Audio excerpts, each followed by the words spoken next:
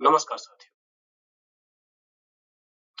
ये हमारी achiever series का दूसरा लेक्चर है। हम पहले ही क्लासिकल अप्रोच पर बात कर चुके हैं, मैनेजमेंट के बेसिक और फंडामेंटल्स पर बात कर चुके हैं। और अब समझने वाली बात यह है कि मैनेजमेंट की कोई सेट रूल बुक तो होती नहीं है, कोई फिक्स्ड रूल बुक तो होती नहीं है। एक डायनामिक फील्ड है जिसमें टेक्नोलॉजी, वर्कफोर्स और एनवायरनमेंट के चेंज के साथ साथ क्या होता है, ये भी इवॉल्व होता रहता है। इसकी वजह से अलग-अलग स्कॉलर्स ने अपने टाइम में जो उनके चैलेंजेस हैं उनको देखते हुए डिफरेंट मैनेजमेंट अप्रोचेस को प्रपोज किया। तो पिछले लेक्चर में हम ऑलरेडी क्लासिकल अप्रोच की बात कर चुके थे, इसकी बात कर चुके थे, क्लासिकल अप्रोच की बात कर चुके थे, ठीक है। और अब बात रह गई है यहाँ क्लासिकल अप्रोच है ये आपका, ठीक है। ये आपका नियो क्लासिकल है। ये क्या है आपका?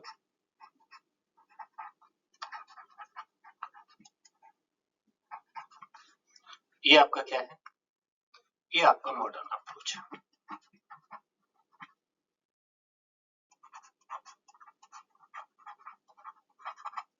कैसा अप्रोच है? Modern approach. समझ लेते हैं। क्लासिकल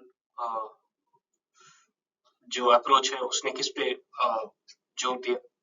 तो क्लासिकल अप्रोच हमारी बात करती थी ऑर्गेनाइजेशन के स्ट्रक्चर की।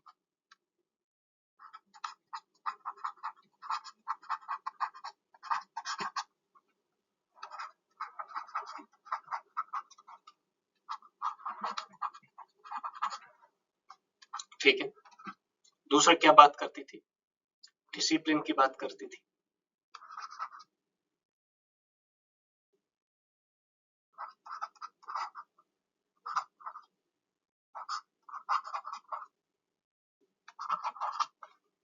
तीसरा किस पे जोर दिया? एफिशिएंसी। ये 3 मेजर पॉइंट्स थे क्लासिकल अप्रोच के। फिर जब न्यू क्लासिकल अप्रोच आई तो न्यू क्लासिकल अप्रोच ने किस चीज की बात की? उन्होंने बिहेवियर की बात की। किसकी बात की? बिहेवियर की बात की। मोटिवेशन और ग्रुप डायनामिक्स को इंपॉर्टेंस दिया। मोटिवेशन और ग्रुप डायनामिक्स को भी इंपॉर्टेंस दिया। वहीं मॉडर्न अप्रोच ने साइंटिफिक टूल्स की बात की।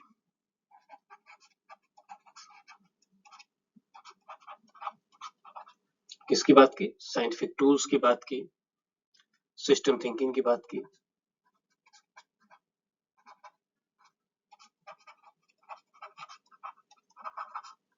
Is that clear? और सिचुएशनल फ्लेक्सिबिलिटी की बात की।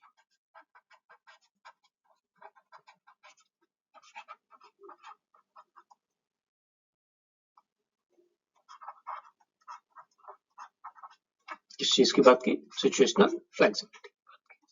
एक बार फिर से जल्दी से देखते हैं। स्ट्रक्चर, ऑर्गेनाइजेशन, डिसिप्लिन और एफिशिएंसी की बात कहाँ होती है? क्लासिकल। न्यू क्लासिकल बात करता है बिहेवियर, मोटिवेशन और ग्रुप डायनामिक्स की। यहाँ पे बात होती है साइंटिफिक टूल्स की, सिस्टम थिंकिंग की और सिचुएशनल फ्लेक्सिबिलिटी की। So let's go forward to the next. और आज हम जिन पे बात करेंगे वो दोनों न्यू क्लासिकल है और मॉडर्न अप्रोच है। पूरा लेक्चर उसी पर होने वाला है। अब हम न्यू क्लासिकल अप्रोच को पढ़ेंगे। ये अप्रोच 1930 से 1940 के बीच डेवलप हुई। मैनेजर्स को रियलाइज हुआ कि क्लासिकल अप्रोच सिर्फ स्ट्रक्चर और प्रोडक्टिविटी पे फोकस करती है पर एम्प्लॉयज की फीलिंग्स और ह्यूमन नीड्स को इग्नोर करती है। न्यू क्लासिकल थिंकर्स ने कहा कि अगर हम ऑर्गेनाइजेशन को सक्सेसफुल बनाना चाहते हैं तो क्या करना पड़ेगा? तो हमें एम्प्लॉइज को मशीन की तरह नहीं बल्कि ह्यूमन बीइंग की तरह ट्रीट करना पड़ेगा। कैसे ट्रीट करना पड़ेगा? मशीन्स की तरह नहीं, ह्यूमन बीइंग्स की तरह ट्रीट करना होगा। Let's understand this. डेफिनेशन क्या है? तो the new classical approach evolved in 1930 to 1940 and in the response of limitation of classical approach, it introduced, what did it introduce? Human behavior, motivation, group dynamics and employee satisfaction. Why it emerged? क्यों जरूरत पड़ी? Classical theory focused only on structure, efficiency and productivity, as if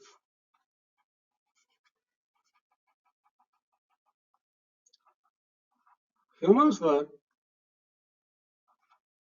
machine. उस तरीके से उन्हें treat किया गया। Workers felt alienated and leading to conflict, dissatisfaction and low morale. अलग थलग महसूस करता था एक एम्प्लॉय, वर्कर अपने आप को जो ऑर्गेनाइजेशन थी उससे अलग महसूस करने लगा। उसका परिणाम क्या हुआ? इसकी इमरजेंस के रीजंस को समझिए। ठीक है, इसकी इमरजेंस में मेन रीजन ये था कि क्लासिकल थ्योरी की वजह से वर्कर्स एलिनेटेड फील करते थे, मतलब उनको लगता था कि उनकी इंपॉर्टेंस नहीं है। इससे डिससेटिस्फैक्शन एंड कॉन्फ्लिक्ट दोनों बढ़ गए। इसी टाइम पे साइकोलॉजी, सोशियोलॉजी और एंथ्रोपोलॉजी जैसे सब्जेक्ट्स ग्रो हो रहे थे, जिनका इन्फ्लुएंस मैनेजमेंट में आने लगा। ठीक है, न्यू क्लासिकल अप्रोच के फीचर्स में अब अगर हम की फीचर्स की बात करें तो एम्प्लॉय फोकस सबसे इंपॉर्टेंट है, जो focus on employ rather than the machines. कहां पे? ये अप्रोच इनफॉर्मल ग्रुप्स को भी रिकॉग्नाइज करती है, जैसे टीम्स के बीच में बॉन्डिंग और ग्रुप नॉर्म्स। ये कहती है कि एम्प्लॉय सिर्फ इकोनॉमिक बीइंग नहीं है बल्कि सोशल बीइंग भी होते हैं, जिनके इमोशंस और रिलेशनशिप्स उनकी परफॉर्मेंस को अफेक्ट करते हैं। ठीक है, अब फाइनली ये अप्रोच पार्टिसिपेटिव मैनेजमेंट को प्रमोट करती है, मतलब एम्प्लॉयज को डिसीजन मेकिंग प्रोसेस में इंक्लूड किया जाता है। ओवरऑल ये अप्रोच जो मॉडर्न एचआर और ऑर्गेनाइजेशनल बिहेवियर की फाउंडेशन बन गई, ऐसे समझ लीजिए। न्यू क्लासिकल अप्रोच वो अप्रोच थी जिसने आज के ऑर्गेनाइजेशनल बिहेवियर को एक नींव दी, पत्थर बनी वहां। Can we go forward? So let's go. अब बात आती है new classical approach of management में इसके कंपोनेंट्स की, इसकी बात आती है, तो let's understand it. New classical approach के दो मेजर सब थ्योरीज को डिटेल में देखेंगे हम यहाँ पे। एक है ह्यूमन रिलेशन थ्योरी और दूसरी है बिहेवियरल अप्रोच। ठीक है, सबसे पहला ह्यूमन रिलेशन थ्योरी, जिसे एल्टन मायो ने, जो हॉथॉर्न एक्सपेरिमेंट से आई है। एक्सपेरिमेंट ने ये बताया कि एम्प्लॉयज को सोशल और इमोशनल एनवायरनमेंट उनकी प्रोडक्टिविटी को डायरेक्टली अफेक्ट करता है। जो एम्प्लॉयज का सोशल और इमोशनल एनवायरनमेंट है उसका असर किस पे पड़ता है? डायरेक्टली प्रोडक्टिविटी पे पड़ता है। अगर उनको वैल्यू मिले, उसकी बात सुनी जाए और उनका जो ग्रुप है वो सपोर्टिव हो, तो उनका परफॉर्मेंस नेचुरली इंप्रूव हो जाता है। ठीक है, इस थ्योरी ने इनफॉर्मल ग्रुप्स और सुपरवाइजर सबऑर्डिनेट रिलेशनशिप का इंपॉर्टेंस हाईलाइट किया। ठीक है, एक बार फिर से समझते हैं, एक बार फिर रिपीट कर लेते हैं। कहां से ओरिजिनेट हुई? एक हॉथॉर्न एक्सपेरिमेंट है, 1924 से 1932 के बीच में चला, 8 साल तक। Highlighted the importance of social emotional needs group norms, and supervisor-subordinate relationship. Productivity increases when worker feel valued and heard. जब भी किसी वर्कर की हम बात सुनते हैं अच्छे से तो और उसे वैल्यूड फील करवाते हैं तो उसकी प्रोडक्टिविटी अपने आप क्या हो जाती है, हाई हो जाती है। ये अप्रोच मोटिवेशन थ्योरी जैसे मैस्लो, मैकग्रेगर और हर्ट्जबर्ग, ठीक है, आने वाली जो थ्योरी है आपकी बिहेवियरल अप्रोच, ये उन पे निर्भर करती थी। तो लेट्स अंडरस्टैंड इट, ये इंटरेस्टिंग लगेगा। Behavioural approach modern behavioural sciences से आई, uses tools from psychology, sociology and behaviour science. किस किस के? इसमें साइकोलॉजी, सोशियोलॉजी, बिहेवियरल साइंस का के जो टूल्स हैं वो यूज होते थे ताकि हम एम्प्लॉयज को बेटर समझ सकें। ये अप्रोच मोटिवेशन थ्योरी जैसे मैस्लो, मैकग्रेगर, हर्ट्जबर्ग, इन सब पर फोकस कर रही थी। इसमें लीडरशिप स्टाइल था। कैसा स्टाइल था? इसका स्टाइल कैसा था? लीडरशिप स्टाइल था। कम्युनिकेशन पैटर्न था पहले से ही डिफाइन, और ऑर्गेनाइजेशनल बिहेवियर पर ध्यान दिया गया था। तो इसमें लीडरशिप स्टाइल, कम्युनिकेशन पैटर्न और ऑर्गेनाइजेशनल बिहेवियर जैसे टॉपिक्स भी इंक्लूड किए गए। ये थ्योरी एम्प्लॉयज को सिंपल वर्कर नहीं बल्कि कॉम्प्लेक्स इंडिविजुअल के रूप में देखती है, जिनके नीड्स, एटीट्यूड्स, वैल्यूज और एक्सपेक्टेशंस होती हैं। राइट साइड में न्यो क्लासिकल अप्रोच की इंपॉर्टेंस दी हुई है, यहाँ आ जाइए आप, ठीक है। क्या क्या है इंपॉर्टेंस? तो सबसे पहले शुरू कर लेते हैं हम improved morale and employ satisfaction. ये मोरल और सेटिस्फिकेशन इंप्रूव करती है और टीम वर्क को स्ट्रांग बनाती है। और मॉडर्न ऑर्गेनाइजेशनल बिहेवियर में क्या क्या करती है? पहला तो मोरल इंप्रूव करती है और एम्प्लॉय सेटिस्फिकेशन आता है। दूसरी चीज क्या होती है? बेटर टीम वर्क और कोऑपरेशन स्टैंड होता है। तीसरी चीज क्या है? Growth of organisational behaviour as a field, ठीक है, यहां से। और help manager to understand why employees behave the way they behave, कि एम्प्लॉय जैसा बर्ताव करता है वैसा क्यों करता है, ये समझने में मैनेजर्स को ये थ्योरी हेल्प करती है। Foundation for modern HR practices, जो मॉडर्न एचआर प्रैक्टिसेस हैं उनके लिए एक फाउंडेशन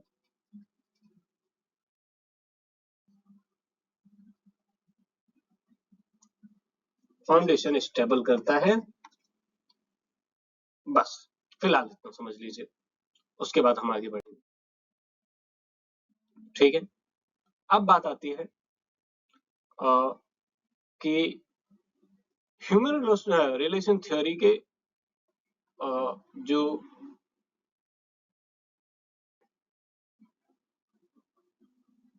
चलिए शुरू करिए। ह्यूमन रिलेशन थ्योरी की फाउंडेशन हॉथॉर्न एक्सपेरिमेंट के रिजल्ट में पर रखी गई। मैंने ऑलरेडी बताया आपको, जो 1924 से अर्ली 1930s तक चला और 1932 तक एटलीस्ट चला। रिसर्चर्स ने यह ऑब्जर्व किया इस एक्सपेरिमेंट में कि वर्कर्स की प्रोडक्टिविटी सिर्फ फिजिकल कंडीशंस या मॉनेटरी वेजेस पर डिपेंड नहीं करती है। रियल इम्पैक्ट उनके सोशल इंटरेक्शन, साइकोलॉजिकल फीलिंग्स और वर्क प्लेस सेटिस्फिकेशन से आता है। इस थ्योरी ने मैनेजर्स का फोकस मशीन्स और कंडीशंस से हटाकर ह्यूमन बिहेवियर और ग्रुप डायनामिक्स पर शिफ्ट कर दिया। हॉथॉर्न स्टडीज के 4 मेजर कंपोनेंट्स थे। कौन कौन से 4 मेजर कंपोनेंट्स थे? पहला था इल्यूमिनेशन एक्सपेरिमेंट, दूसरा था relay assembly test room, next था इंटरव्यूइंग प्रोग्राम और आखिरी था बैंक वायरिंग ऑब्जर्वेशन रूम।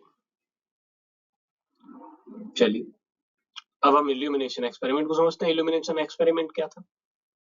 तो इल्यूमिनेशन एक्सपेरिमेंट का मेन ऑब्जेक्टिव ये था कि लाइटनिंग लेवल्स का प्रोडक्टिविटी पे कितना इम्पैक्ट होता है, ये साइंटिफिकली चेक किया जाए।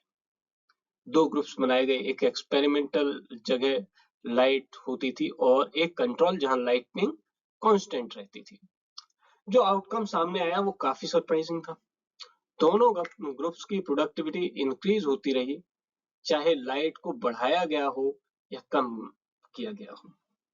आउटपुट सिर्फ तब ड्रॉप हुआ जब इल्यूमिनेशन मूनलाइट लेवल तक रिड्यूस कर दिया गया। ठीक है, इस ऑब्जर्वेशन ने क्लियर सिग्नल दिया कि लाइटनिंग का प्रोडक्टिविटी पर कोई प्राइमरी फैक्टर नहीं है।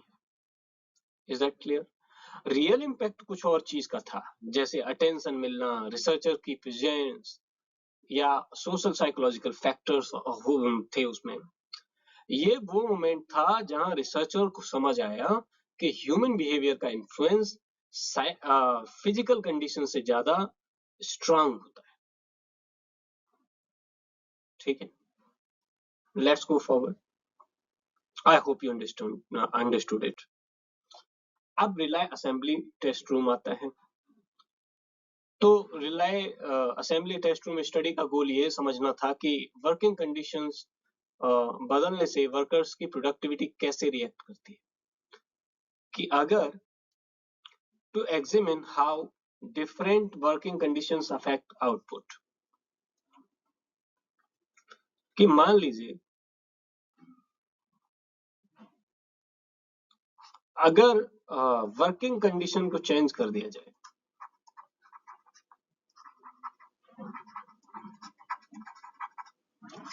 तो आखिर उससे जो आउटपुट है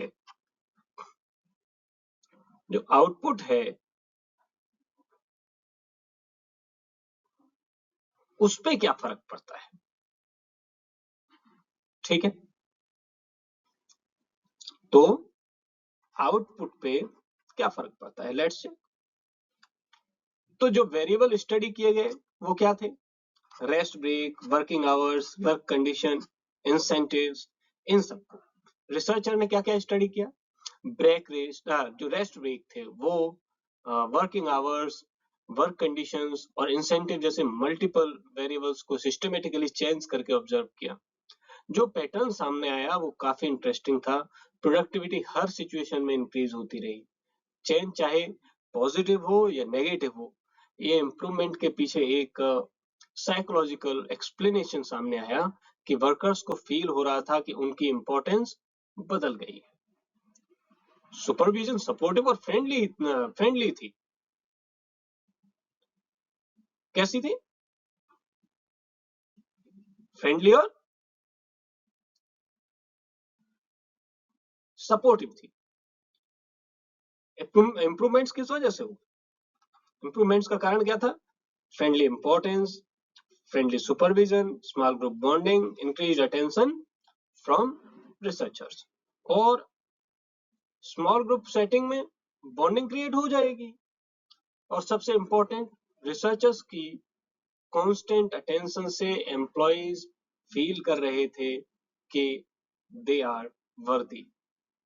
overall relay assembly test room ने स्ट्रॉन्ग एविडेंस दिया कि ह्यूमन मोटिवेशन, रिस्पेक्ट और सोशल रिलेशन का प्रोडक्टिविटी पर डायरेक्ट इम्पैक्ट होता है, और फिजिकल चेंजेस से भी ये कहीं बड़ा फैक्टर था। You got it? Let's go forward. Now आता है आपका इंटरव्यूइंग प्रोग्राम। तो इंटरव्यूइंग प्रोग्राम का स्केल काफी बड़ा था। लगभग 20,000 एम्प्लॉइज से डिटेल इंटरव्यू किए गए थे। कितने एम्प्लॉइज से? लगभग 20,000 एम्प्लॉइज से डिटेल्ड इंटरव्यू किए गए।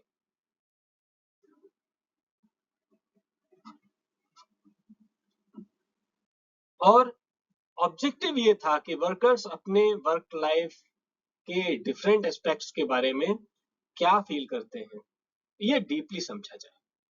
तो फोकस क्या था? To understand workers feeling about company, supervisor, insurance policies, peer relation, working condition, ये सब इंक्लूड किए गए। अब इंटरव्यू के रिजल्ट्स ने एक इंपॉर्टेंट पैटर्न रिवील किया कि एम्प्लॉइज का बिहेवियर ग्रुप इन्फ्लुएंस से स्ट्रांगली शेप होता है। क्या फाइंडिंग्स थी? Employees were influenced by group behavior. Workers' morale and social interactions significantly impacted on productivity. जो social interactions हैं और led to deeper understanding of employees' attitudes and emotions.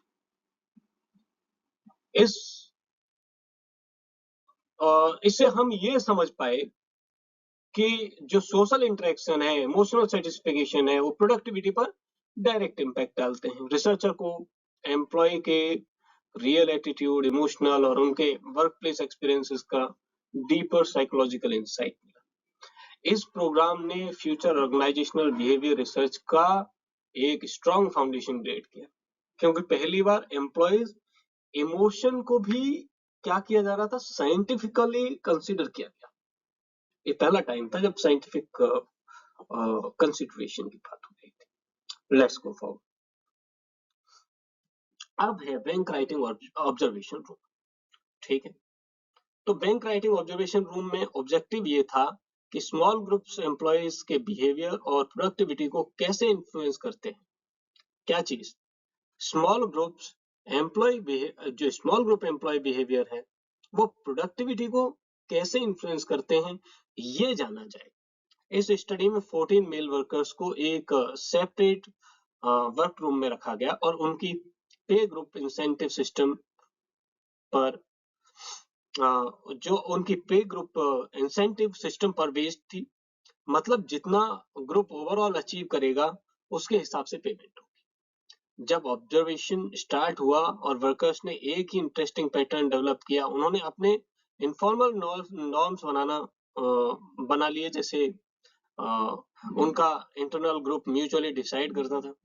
Output को intentionally restrict किया गया ताकि ग्रुप हार्मनी डिस्टर्ब ना हो।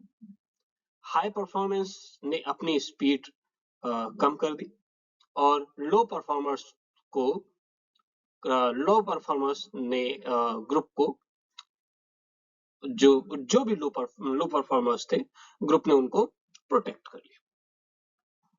अब ये फाइंडिंग्स एक स्ट्रॉन्ग मैसेज देती थी।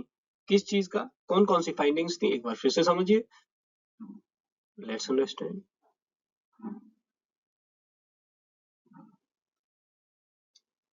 फाइंडिंग्स थी कि workers form their own informal norms. क्या नॉर्म्स? कि जो भी आउटपुट है वो किसी को नहीं बताया जाएगा कि किसने कितना काम। हाई परफॉर्मर्स ने क्या कर दिया, जो स्पीड थी उसे रिड्यूस कर दिया और लो परफॉर्मर्स को बचा लिया गया। इससे क्या रिवील हुआ?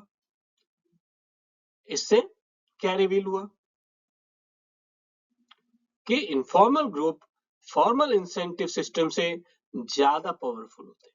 सोशल नॉर्म्स, पीयर प्रेशर और ग्रुप यूनिटी डिसीजन मेकिंग और बिहेवियर को हेवीली इन्फ्लुएंस करते हैं। कौन कौन सी चीजें? सोशल नॉर्म्स, पीयर प्रेशर और ग्रुप यूनिटी। डिसीजन मेकिंग और जो बिहेवियर है उसको सबसे ज्यादा इन्फ्लुएंस करते हैं। आप ग्रुप कोहेजन ने वर्कर्स के परफॉर्मेंस को शेप किया, चाहे मॉनेटरी रिवॉर्ड्स कुछ भी कह रहे हो। इस एक्सपेरिमेंट ने ये हाईलाइट किया कि एम्प्लॉयज का रियल बिहेवियर सिर्फ रूल से नहीं बल्कि उनके सोशल एनवायरनमेंट से डिसाइड होता है। किससे डिसाइड होता है? उनके सोशल एनवायरनमेंट से डिसाइड होता है। आई hope you understood it. Let's go forward. अब यहां पे आती है बिहेवियरल अप्रोच। तो अब बिहेवियरल अप्रोच में क्या था, इसके की कंट्रीब्यूटर्स कौन थे? Let's understand. Behavioural approach modern management का एक एडवांस स्टेज माना जाता है। कैसा स्टेज माना जाता है? एडवांस स्टेज माना जाता है। इस अप्रोच के डेवलपमेंट में Maslow, McGregor, Likert, Warren Venice और कर्ट लेविन जैसे साइकोलॉजिस्ट का बड़ा कंट्रीब्यूशन रहा है। इस अप्रोच का मेन आइडिया ये है कि ऑर्गेनाइजेशन को समझने के लिए ह्यूमन बिहेवियर को डीपली स्टडी करना जरूरी है। क्या जरूरी है? An integrated approach using from psychology, sociology, anthropology, and other behavioral sciences focuses on understanding human behavior in organization. किस पे ज्यादा ध्यान था? Human behavior पे ज्यादा ध्यान. Recognize situation limitations on human rationality while making decision. ठीक है, आप समझते हैं साइकोलॉजी, सोशियोलॉजी और बिहेवियरल साइंसेस के इंटीग्रेटेड नॉलेज यूज करके ये अप्रोच बनी है. एम्प्लॉयज सिर्फ इकोनॉमिक यूनिट नहीं होते हैं, वो नीड, इमोशनल वैल्यू और एक्सपेक्टेशंस वाले जो कॉम्प्लेक्स इंडिविजुअल है. ठीक है, बिहेवियरल अप्रोच ये रिकॉग्नाइज करती है कि डिसीजन मेकिंग हमेशा रेशनल होती है, क्योंकि रियल लाइफ सिचुएशन में कॉन्स्ट्रेंट्स होते हैं. इसीलिए ये approach self direction, self controlling और पार्टिसिपेशन को इनकरेज करती है. अल्टीमेटली इसका जो फोकस है वो ह्यूमन डेवलपमेंट पर होता है, ताकि इंडिविजुअल ग्रोथ करना और जो ऑर्गेनाइजेशनल सक्सेस है वो दोनों एक साथ अचीव किए जा सके. और modern HRM, human resource management और ऑर्गेनाइजेशनल बिहेवियर की जो फाउंडेशन है वो लार्जली इसी अप्रोच से आती है. ठीक है, कहां से आती है? इसी अप्रोच से आती है. Let's go forward. अब बात आती है मॉडर्न अप्रोच की. तो मॉडर्न अप्रोच में क्या क्या है? क्वांटिटेटिव है और सिस्टम अप्रोच है और कंटिंजेंसी है. Let's understand. Modern approach management को एक ज्यादा साइंटिफिक और इंटरकनेक्टेड और प्रैक्टिकल फॉर्म में एक्सप्लेन करता है. पहले के अप्रोचेस में एक रिजिड स्ट्रक्चर होता था, लेकिन मॉडर्न अप्रोच ये एक्सेप्ट करता है कि ऑर्गेनाइजेशन डायनेमिक्स होते हैं और हर सिचुएशन अलग होती है. इस अप्रोच को हम 3 पार्ट्स में समझते हैं. पहला है क्वांटिटेटिव. ठीक है, पहला कौन सा है आपका? क्वांटिटेटिव है. क्वांटिटेटिव अप्रोच जिसमें मैथमेटिकल टूल्स, स्टैटिक्स, क्या क्या होता है? मैथमेटिकल टूल्स होते हैं, स्टैटिक्स होती है, ऑपरेशन रिसर्च यूज होते हैं. ये मैनेजर को डिसीजन मैनेजर का जो डिसीजन है उसको बेटर बनाने में हेल्प करते हैं, जैसे forecasting, inventory control, scheduling, optimization. इन सब कामों में उसे मदद मिलती है. अब बात आती है सिस्टम अप्रोच की. तो ये ऑर्गेनाइजेशन को एक पूरा सिस्टम के रूप में देखता है, जिसमें हर डिपार्टमेंट इंटरकनेक्टेड होता है. अगर एक पार्ट चेंज होता है तो दूसरे पार्ट पर भी इम्पैक्ट आता है. इसलिए कोऑर्डिनेशन, फीडबैक और ओवरऑल इंटीग्रेशन बहुत इंपॉर्टेंट होते हैं. ठीक है, क्या? अब आ जाते हैं कंटिंजेंसी पर. सिस्टम अप्रोच को अगर आप चाहते हैं तो मैं एक और बार फिर से समझा देता हूँ. ये ऑर्गेनाइजेशन को एक पूरे सिस्टम के रूप में देखता है, जिसमें हर डिपार्टमेंट क्या होता है? एक दूसरे से जुड़ा हुआ होता है. ये यूनिट के रूप में नहीं देखता है. emphasizes input, process, output, feedback and coordination. Recognizes interdependence among the departments. अब इसके बाद कंटिंजेंसी अप्रोच आई. ये कहता है कि वन बेस्ट वे, जिसकी कोई चीज मैनेजमेंट में एग्जिस्ट नहीं करती है. ठीक है, क्या कहता है? कि no single management style works in all situation. कोई एक जो वर्किंग स्टाइल है वो सारे सिचुएशंस में काम कर ही नहीं सकता है. आप बेस्ट मैनेजमेंट टेक्निक सिचुएशन पर डिपेंड करती है कि कौन सी टेक्निक कहाँ पे बेहतर है. एनवायरनमेंट, टेक्नोलॉजी, एम्प्लॉय और प्रॉब्लम हर ऑर्गेनाइजेशन में डिफरेंट होते हैं. एक ही नहीं बने रहेंगे. एक ही बने रहते तो हमें डेवलपमेंट की जरूरत ही नहीं पड़ती. इसलिए मैनेजर को फ्लेक्सिबल और अडेप्टिव बने रहना चाहिए. मॉडर्न अप्रोच में स्ट्रेंथ है कि ये रियल लाइफ कॉम्प्लेक्सिटी को एक्सेप्ट करता है और प्रैक्टिकल सॉल्यूशन भी प्रोवाइड करता है. क्या क्या करता है? फ्लेक्सिबिलिटी को क्या करता है? प्रमोट करता है और अडेप्टिव डिसीजन मेकिंग को भी प्रमोट करता है. ठीक है, लेट्स गो. अगला देख लेते हैं.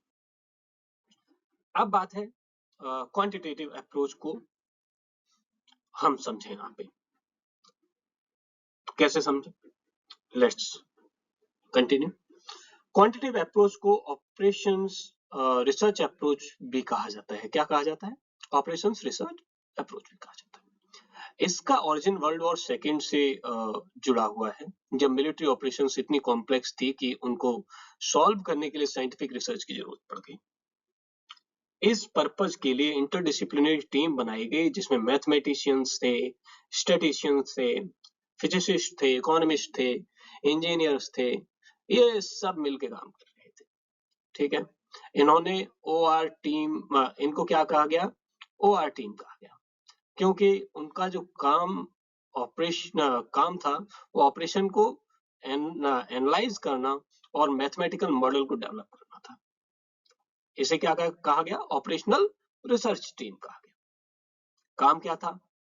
तो ऑपरेशंस को एनालाइज करना और मैथमेटिकल मॉडल को डेवलप करना। Is that clear? यहाँ तक का क्लियर हो गया? Let's understand. अब की फीचर्स क्या थे? की फीचर्स को समझ लेते हैं। OR टीम्स के बारे में यही है कि OR टीम्स रियल जो प्रॉब्लम्स हैं उनको नंबर्स और इक्वेशंस की फॉर्म में कन्वर्ट करती थी, और इस तरह मैनेजर के पास क्वांटिटेटिव टूल्स आ जाते हैं, जिससे डिसीजन लॉजिकल और रेशनल बन जाता है, जैसे forecasting, inventory control, scheduling, resource allocation, cost reduction या overall optimization. World war second के टाइम ऑपरेशन रिसर्च टीम जो थी, उन्होंने डिसाइड किया कि कौन से रिसोर्स सेफ हैं, कौन से रिसोर्स अलोकेट किए जाएं, और रडार का बेस्ट यूज कैसे करें, कौन सी यूनिट पर कितने लोग तैनात किए जाएं। बाद में ये साइंटिफिक टेक्निक्स बिजनेस ऑर्गेनाइजेशन में भी अप्लाई हुई। क्वांटिटेटिव अप्रोच का जो मेन पर्पज है वो है data plus mathematics is equal to better decision making. Understood? I hope you understood very well. Now we comes to system approach. तो system approach का डेवलपमेंट जॉनसन ने 1950s में किया, और ये मैनेजमेंट को एक इंटीग्रेटेड और होलिस्टिक फॉर्म में एक्सप्लेन करता है। ये अप्रोच ऑर्गेनाइजेशन को एक ओपन सिस्टम के रूप में देखती है, जहां इनपुट्स आते हैं, उनको प्रोसेसेस के थ्रू आउटपुट में चेंज किया जाता है, और पूरा सिस्टम एनवायरनमेंट के साथ कंटिन्यूअसली इंटरेक्ट करता है। क्या करता है? पहले तो हम किसके द्वारा डेवलप किया गया? जॉनसन के द्वारा। कब किया गया? 1950s में। क्या प्रोवाइड करता है? Integrated and holistic approach to solving the problems. क्या मानता है कि ऑर्गेनाइजेशन एक ओपन सिस्टम है, जहां पर इनपुट आता है, ट्रांसफॉर्म होता है, आउटपुट में चेंज हो जाता है, और ये कंटिन्यूअसली किसके साथ? एक्सटर्नल एनवायरनमेंट के साथ इंटरेक्ट करता है। की आइडियाज क्या है? ठीक है, अगर एक अब समझिए,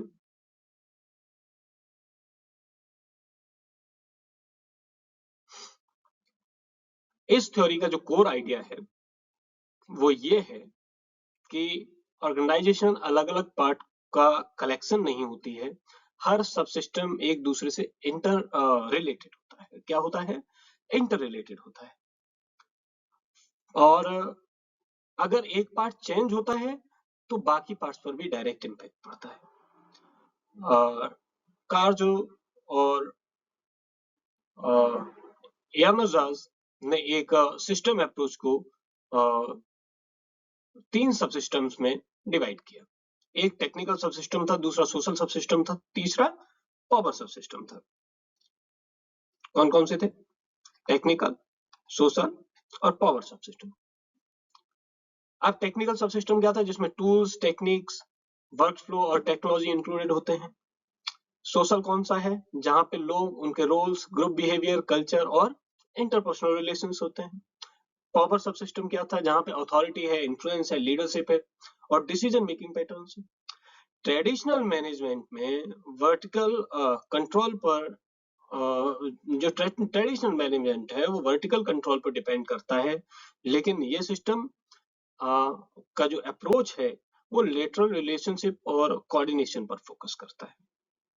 इससे मैनेजर्स को बिगर पिक्चर समझने में मदद मिलती है कि this is the bigger picture, and complexity को हैंडल करने और एनवायरनमेंट के साथ चेंज के अकॉर्डिंग अडेप्ट करने में भी मदद मिलती है। तो इसीलिए सिस्टम अप्रोच और बेहतर हुई। Let's go for the next है आपका सिस्टम अप्रोच के जो तीनों सब सिस्टम्स हैं उनका डिटेल्स। तो लेट्स अंडरस्टैंड देम। टेक्निकल सब सिस्टम वो पार्ट होता है जहां पे जॉब परफॉर्म करने के लिए रिक्वायर्ड नॉलेज, स्किल, टूल्स और टेक्निक्स इंक्लूड होते हैं। जो रॉ मटेरियल इनपुट होता है उसको आउटपुट में कन्वर्ट करने का जो पूरा प्रोसेस है वो इसी सब सिस्टम के थ्रू होता है। फॉर्मल ऑर्गेनाइजेशन जिसमें रूल्स, रेगुलेशन, जॉब रोल्स और वर्क फ्लो डिफाइन होते हैं, बेसिकली टेक्निकल सब सिस्टम का ही हिस्सा होता है वो। ठीक है, कहाँ? फॉर्मल ऑर्गेनाइजेशन में जिसमें रूल्स हैं, रेगुलेशंस हैं, जॉब रोल्स और वर्क फ्लो पहले से डिफाइन है, वो किसका हिस्सा है? वो टेक्निकल सब सिस्टम का ही हिस्सा है। आप सोशल सब सिस्टम की बात करते हैं तो सोशल सब सिस्टम ऑर्गेनाइजेशन का ह्यूमन साइड रिप्रेजेंट करता है। जब मैं ह्यूमन साइड कह रहा हूं तो उसका मतलब क्या है? यहाँ इंडिविजुअल्स, ग्रुप्स और इनफॉर्मल रिलेशन और वैल्यू नॉर्म्स जैसे एलिमेंट्स मिलकर एम्प्लॉय बिहेवियर को शेप करते हैं। एक इंडिविजुअल बेसिक एलिमेंट होता है, लेकिन उसका behaviour group influence, informal network और सोशल एक्सपेक्टेशंस के थ्रू चेंज होता है। ये सब सिस्टम मोटिवेशन, टीम वर्क और कम्युनिकेशन को स्ट्रांगली इन्फ्लुएंस करता है। अब बात आती है पावर सब सिस्टम की। अब बात किसकी आती है? पावर सब सिस्टम की बात आती है। लेट्स अंडरस्टैंड द पावर सब सिस्टम। हमने टेक्निकल समझ लिया है, हमने सोशल समझ लिया है, अब बात आ गई है पावर सब सिस्टम की। तो पावर सब सिस्टम की डेफिनेशन यहाँ है, क्या है? Refers to ability to influence और direct others to achieve desired outcome. तो पावर सब सिस्टम ऑर्गेनाइजेशन के इन्फ्लुएंस स्ट्रक्चर को एक्सप्लेन करता है। ये बताता है कि कौन किस पर कितना इन्फ्लुएंस रखता है और डिसीजन कैसे फ्लो होते हैं। पावर ऑफिशियल पोजीशन से आ सकती है, एक्सपर्टीज से आ सकती है, या फिर रिसोर्स पर कंट्रोल से आ सकती है। इस सब सिस्टम के through leadership, authority, decision making, ये सारे पैटर्न्स आपको समझ में आते हैं। आई होप यू अंडरस्टूड इट।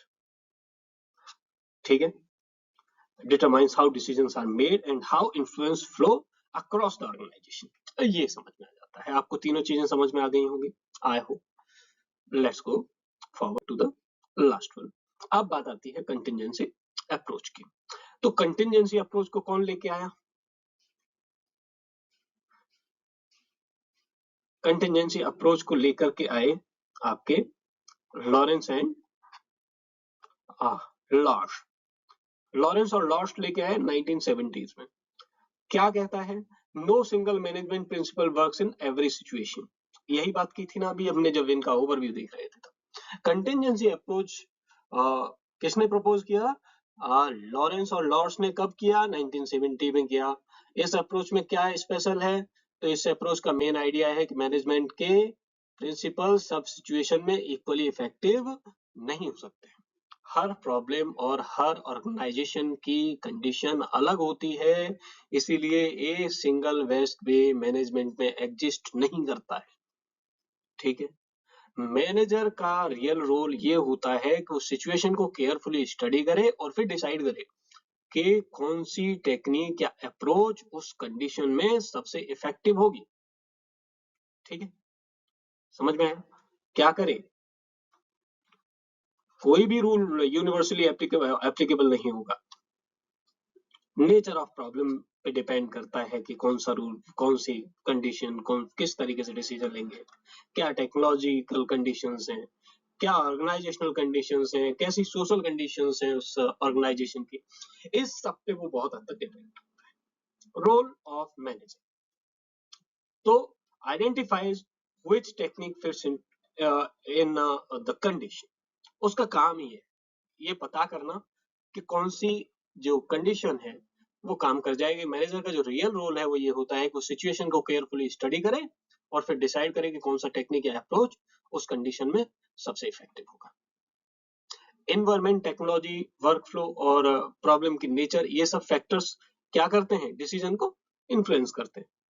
अब आ जाइए, अब मेन फोकस कहाँ है?